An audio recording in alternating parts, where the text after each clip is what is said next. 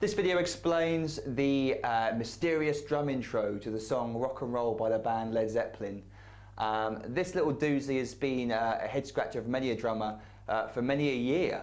There are explanations out there, and I'm going to give you my own version of it to explain how you can count yourself in, how you can get that drum intro into the song Rock and Roll. So first of all, we need to explain a little bit of technique. We've got hi-hat and snare drum being played in unison throughout. So the hi-hat is half open, and we've got snare drum and hi-hat being played at the same time, in unison. So this requires a little bit of technique. If your left hand's weak, you're going to find it hard, because the actual tempo of the song is this.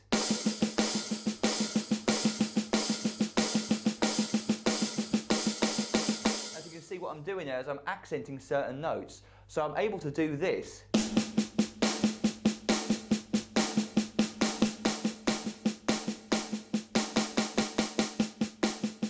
Play soft and loud notes without stopping. So I'm maintaining this movement and I'm just throwing in accent notes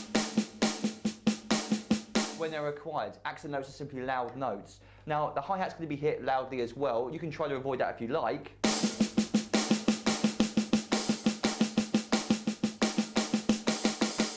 That. It doesn't really matter if the hi-hat gets hit as well. That kind of stuff. So that's the technique we're going to be using, playing unison notes together, hi-hat and snare drum, and we're going to be hitting loud notes when required. Like that. So that requires a little bit of practice if you're not used to playing those sort of movements with your left hand. So, onto the actual rhythm itself. Now, simple, really. It starts on the and a free. That's it. That's all there is to it. It starts on the and a free, and it's an accent pattern that moves across the bar. So I'll explain each bar as we come along. So all we've got to do is just count ourselves in for free. So when you hear on the record that first accent and snare drum and hi-hat played together, that isn't beat one he's playing it on. He's counted himself in when he's in the studio and press record and they're recording the track. He's counted himself in, and he's started on the and a free. 1 and 2 and 3 and. That's the and a free there. 1 and 2 and 3 and. The and a free. So the first bar, the first and 4 and, only 3 notes, we've got an accent. And 4 and. So the first note's loud, 2 notes quiet. And 4 and. Now, I'm just going to tell you where the accents are. All other notes are going to be quiet. So you're doing this all the way through until you require an accent where you're going to play loudly. So the first accent's on the and a free. And 4 and. The second bar, we've got 1 and the and a free. So we get 1 and 2 and 3 and 4 and. 1 and 2 and 3 and 4 and. 1 and 2 and 3 and 4 and.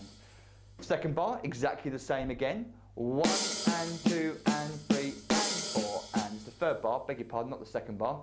I think that's what I said. 1 and 2 and 3 and 4 and. 1 and 2 and 3 and 4 and. Forgive my hi-hat, by the way, sometimes it's a mishit. So the first 3 bars we get 1 and 2 and 3 and 4 and 1 and 2 and 3 and 4 and 1 and 2 and 3 and 4 and.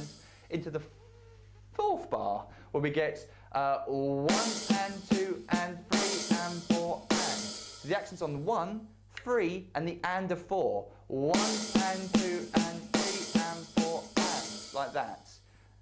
And then the final bar, we got an accent on the and of 1, 1 and 2 and then 4 accents, 3 and 4 and. I think it sort of builds up the volume. 3 and 4 and, 3 and 4 and, 3 and 4 and. It sort of builds up an intensity for those 4 notes. 3 and 4 and. So that's where all the accents are on the page. But I think it's easier to sort of break it up into little blocks and understand where each block is. So we've got this this pattern starting on the and a 3 and onto 1. So we get 1 and 2 and 3 and 4 and 1 and 2 and 3 and 4 and 1 and 2 and 3 and 4 and 1.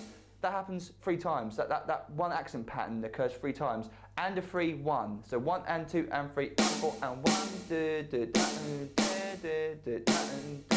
Then it goes to the downbeats. So we got for the last one, we got This is beg your pardon. This is bar 4, by the way. Now,